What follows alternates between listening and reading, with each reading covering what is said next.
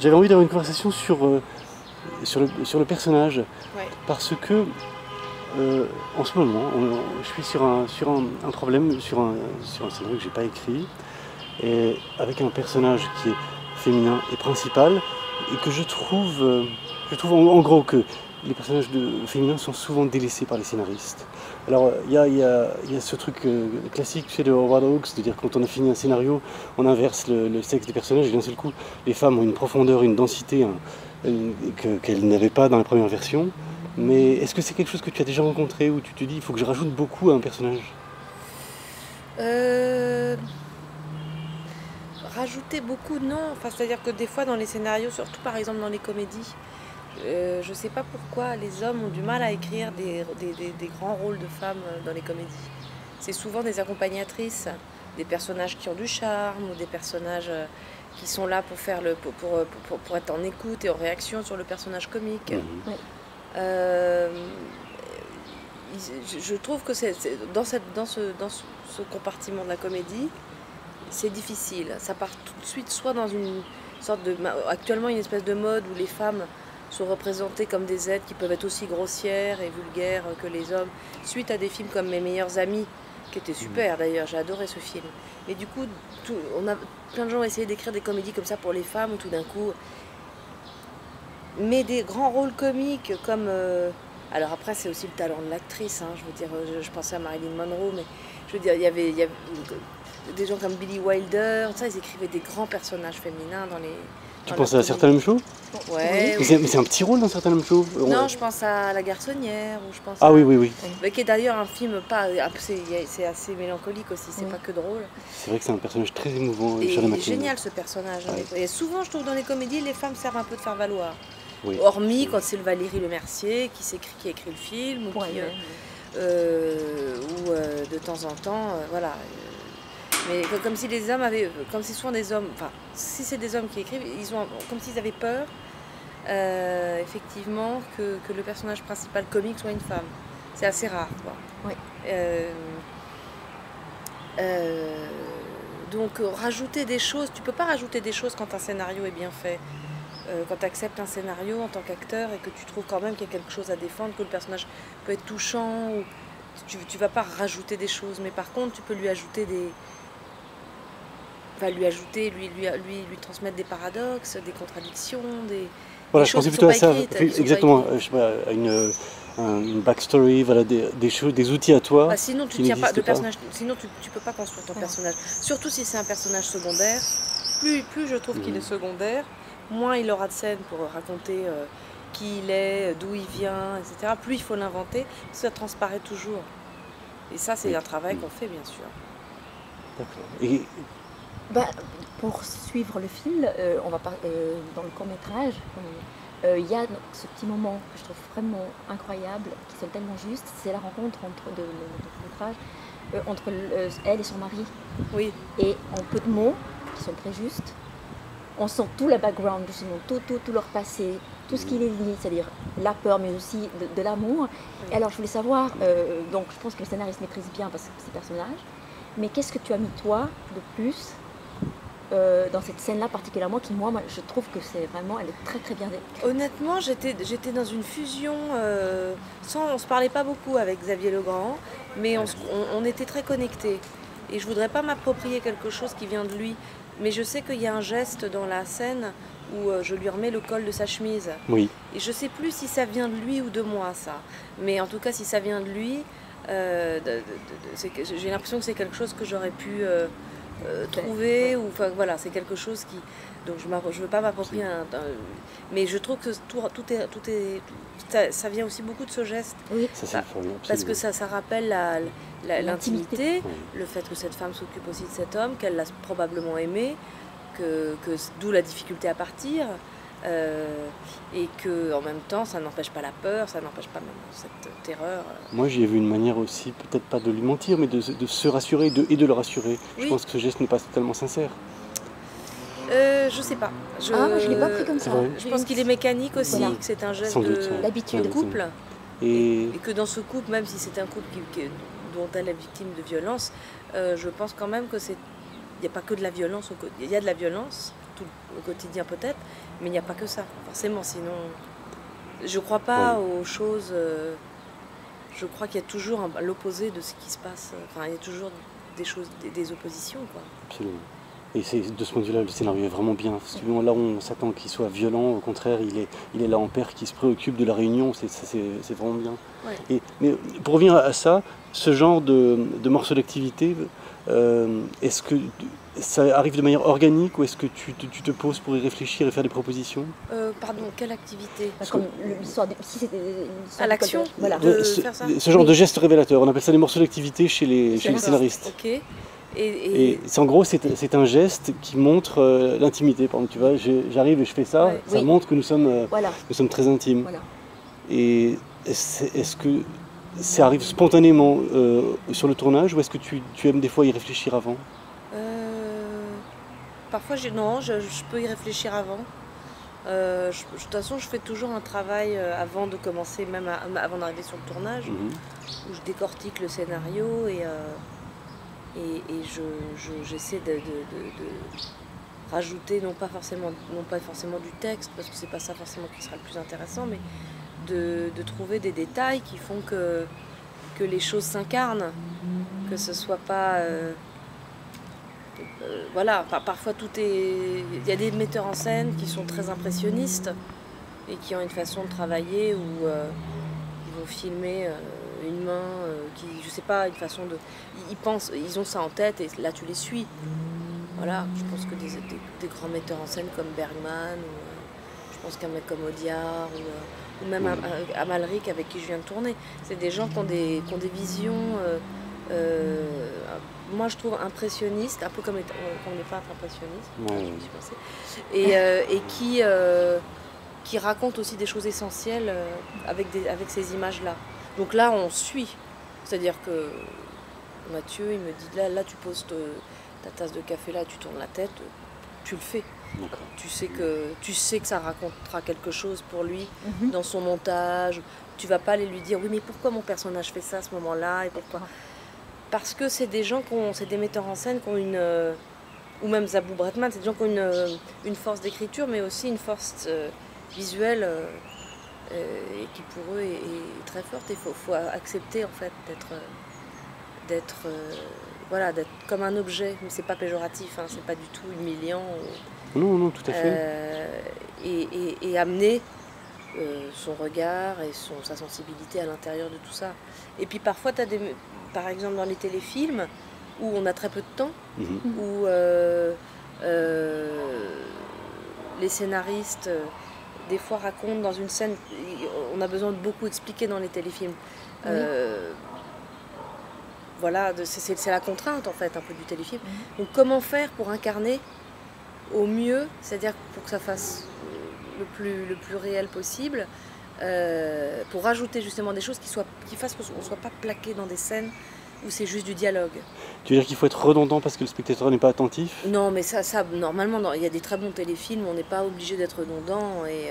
Mais c'est vrai que le téléfilm est plus explicatif. Mais c'est souvent plus bavard. Oui. On se permet moins d'être impressionniste à la télévision. C'est la contrainte de la télévision. Voilà. Autorisé. D'accord. Oui. Ça, je me rappelle. Il y a un truc dont j'entends que ça irrite beaucoup les comédiens, c'est les descriptions entre parenthèses entre le nom du personnage et le dialogue. Et souvent, ce que dit le scénariste, c'est en télévision, il faut le mettre parce que c'est vraiment essentiel. Autant il vaut mieux être économe de ça dans une écriture pour le cinéma parce que c'est le boulot de l'acteur, quoi. Il n'a pas envie qu'on lui mâche le travail.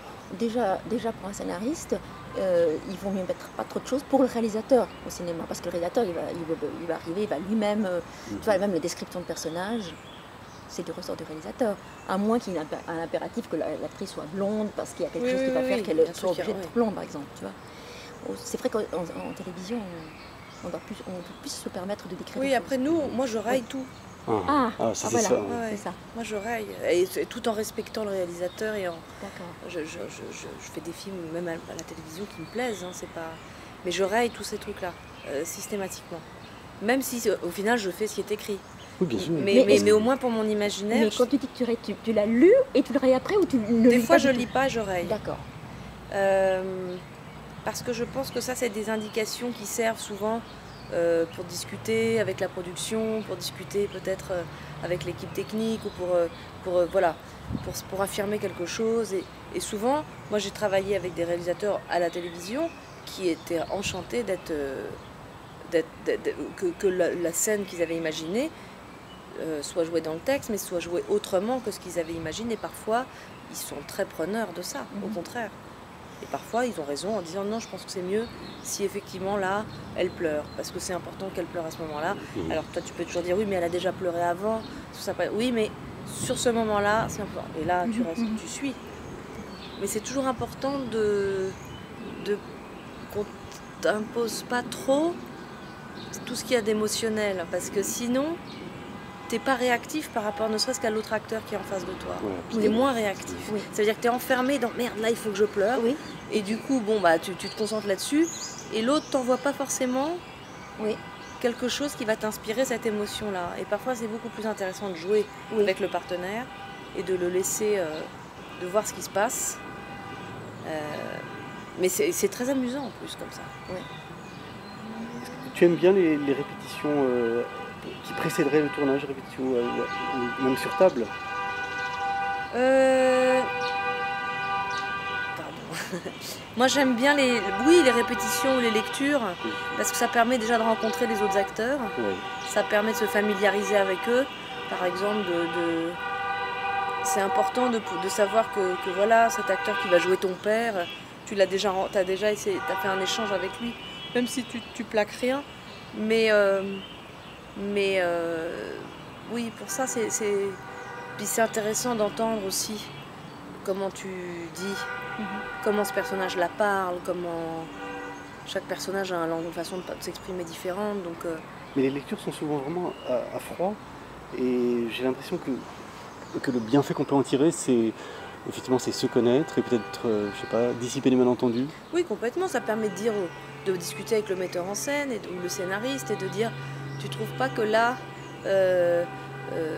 par exemple cette phrase-là, je trouve ça bizarre qu'elle dise ça. Tu peux discuter, enfin échanger là-dessus et être même rassuré sur des choses où tu comprends. Des fois, il y a des choses que tu comprends pas en tant qu'acteur. C'est-à-dire que émotionnellement, tu le comprends pas. Tu te dis, tiens, moi je ferais pas ça. Alors, c'est l'occasion d'avoir cette conversation avec le scénariste ou le réalisateur. Il dit, oui, mais ça permettra aussi à l'autre de réagir comme ça. Et donc, ça dissipe en effet les malentendus. Et après, il vaut mieux le faire là, plutôt que de le faire sur le tournage, où tu as 4 séquences par jour, ou que 3 jours de tournage.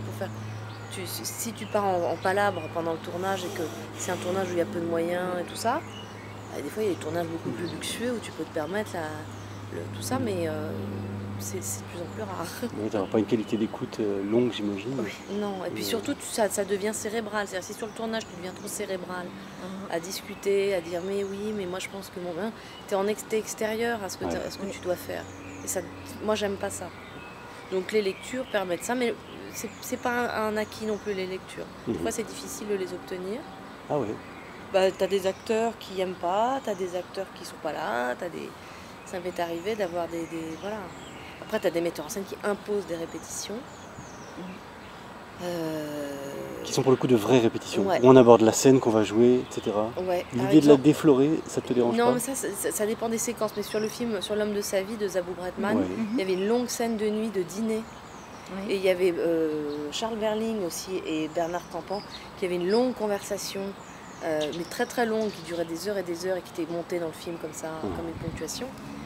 Et là, c'est presque comme du théâtre, c'est-à-dire que c'était important qu'ils la répètent. Et les scènes de dîner qui sont très difficiles à tourner, où on répète les actions, on répète pas forcément, on joue pas précisément comme on jouera le jour J, mais au moins on répète toutes les actions. Et on sait qui fait quoi, qui sert la carafe d'eau à quel moment. Donc c'est de la chorégraphie, quoi. C'est comme une chorégraphie, ce qui permet d'être beaucoup plus libre. Absolument. Mais là, elle avait choisi de les tourner assez dans la longueur. La séquence, oui. Ouais. Donc ça limite ce genre de choses. Ça permet de se concentrer sur le reste, c'est-à-dire les non-dits, et puis de tenir l'émotion. Ouais.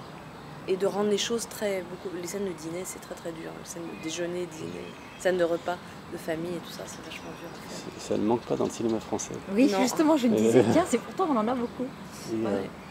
Est-ce qu'il y a certains types de scénarios que tu appelles de tes voeux, des choses que tu veux, aimes en tant que spectatrice, qui ne font pas partie des choses que tu reçois? C'est bizarre, alors sûrement, mais quand j'ai plutôt de la chance parce que on me propose des choses très différentes en fait. Je me retrouve à faire des choses quand même très différentes avec dans des univers assez. Alors des fois je râle chez moi parce que je dis pourquoi je peux pas faire ci, pourquoi je peux pas faire ça. Et en fait finalement je me rends compte que 1 an plus tard, eh ben, je peux le faire. Mais je suis pas tellement. Non, je peux pas dire, j'ai pas une frustration de ce côté-là. Il y a pas de choses. Il y a des choses que j'ai pas encore faites, mais évidemment, comme tous les acteurs, on a envie d'avoir. Plus on a de la matière, plus on est heureux, plus on nous fait confiance. C'est absolument miraculeux et merveilleux quand il y a un metteur en scène qui nous fait confiance, sans vous faire passer par tout le circuit stressant de. Est-ce qu'il faut faire des essais, est-ce que le producteur va vouloir, est-ce que les financiers vont vouloir. Bon, ça c'est tout un côté qui n'est pas tellement artistique. Et donc voilà, et là-dessus on a une certaine forme d'impuissance en tant qu'acteur. Mais quand il y a des metteurs en scène comme Zabou Bretman ou comme Mathieu Amalric qui me font confiance et qui me disent voilà, j'aimerais bien que tu joues avec moi dans ce film, ça. Et là ça redonne de l'élan pour 5 ans. Des scénarios de gens le théâtre aussi. Oui, mais j'avais envie de parler de théâtre. J'avais une question sur les scénarios que tu reçois. Est-ce que tu lis tout ou est-ce qu'il y a des gens qui font un premier tri, ton agent par exemple? Bah non, je lis pas tout, mais mon agent il lit. Il fait un premier tri et puis parfois j'essaie quand même de tout lire, mais évidemment je lis ce qu'on m'envoie. Mais je pense que Jean-François Gabard, qui est mon agent, parfois lit des choses et sait que c'est pas forcément. Il sait d'avance que c'est quelque chose que j'ai pas envie de faire parce qu'on se connaît depuis longtemps. Justement, qu'est-ce que tu n'as pas envie de faire Des choses que j'ai déjà faites, par exemple. Si c'est vraiment le même type de. Voilà, je veux pas. Par exemple, dans Le Grand Méchant Loup, j'ai joué une femme qui était policière municipale. Je vais pas refaire ça juste derrière. Mais c'est toujours assez humain en fait, il y a toujours une humanité, il y a toujours une profondeur. Voilà, une profondeur, une authenticité, je suis d'accord, voilà. Au-delà de ça. Mais tu vois, je pense par exemple à un comédien, que je vais pas citer ici, qui était venu ici, qui me disait le cinéma français n'est pas assez gonflé par rapport à moi. Ici on me propose des rôles, c'est un homme d'une 60aine d'années, de type avec des cravates, et il a fallu que ce soit un cinéma étranger où on me propose un rôle de transsexuel. Et voilà, non c'est pas un transsexuel, c'est un travesti. Et ayez de l'audace, disait-il, parce que moi, je m'ennuie vite dans des rôles qui se ressemblent. Je comprends tout à fait, c'est-à-dire que quand on est un acteur qui a de l'outrance et qui a de l'exubérance, c'est hyper intéressant d'aller contre ça, c'est-à-dire de faire quelque chose de très... d'aller dans des choses assez minimalistes, mais ces acteurs-là ont aussi envie de pouvoir exprimer cette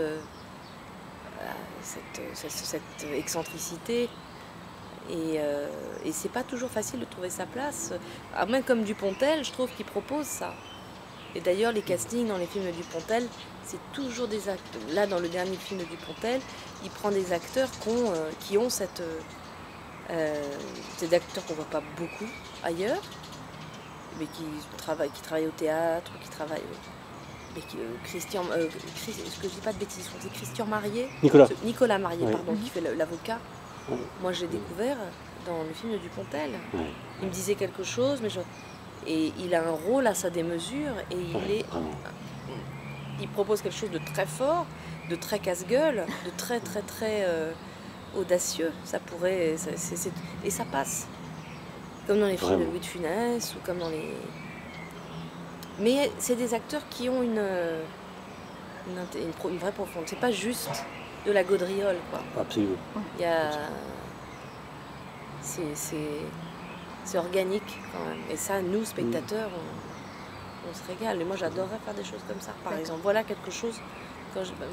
Parfois, j'ai des frustrations sur la comédie. Parce que pour les femmes, l'exubérance ou l'hystérie qu'on nous propose n'est pas celle qui m'intéresse forcément.